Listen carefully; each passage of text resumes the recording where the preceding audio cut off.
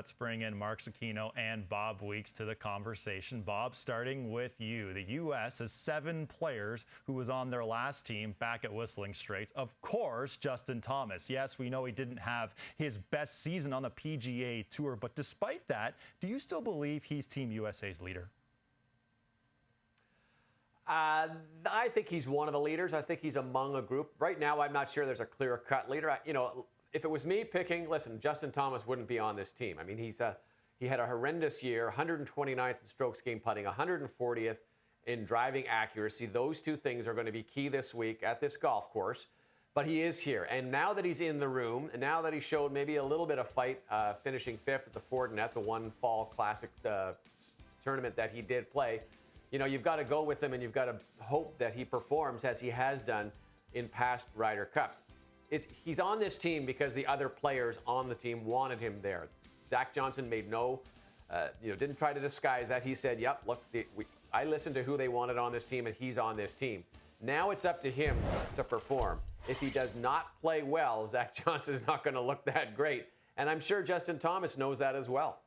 Well, in the last 2 Ryder Cups on European soil, Team USA's captain's picks are combined 4, 15, and 2. So those captain's picks and JT in particular going to be critical this week for Team USA. Mark, over to you now. Scotty Scheffler, first in the official world golf ranking, had an historically great season tee to green, but then 151st in strokes gained putting. Now, he was seen in Rome with putting coach Phil Kenyon. To take a line from Overdrive here, what's your level of concern for Scotty Scheffler on the greens this week?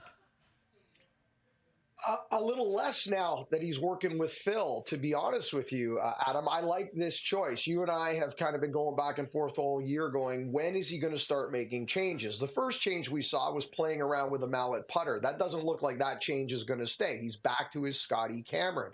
The reason I like the choice for him to line up alongside Phil is the philosophy in teaching, I think, fits Scotty Scheffler. This is a player that can putt.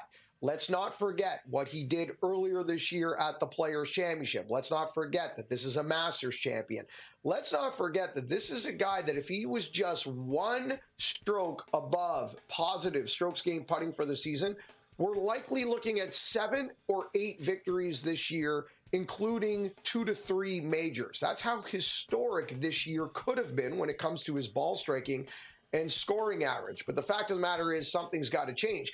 I like the Phil decision because he doesn't skin things the same way. He doesn't say there was one way of putting. He's not a straight back, straight through guy. He's not a guy that says, no, the door has to close and then, open and then close again on a slight arc. He feels there's multiple ways of being a good putter. So there's a possibility that we just get one really good thought in Scotty Scheffler's mind this week, and Phil's in Rome working with multiple players, including Scotty Scheffler.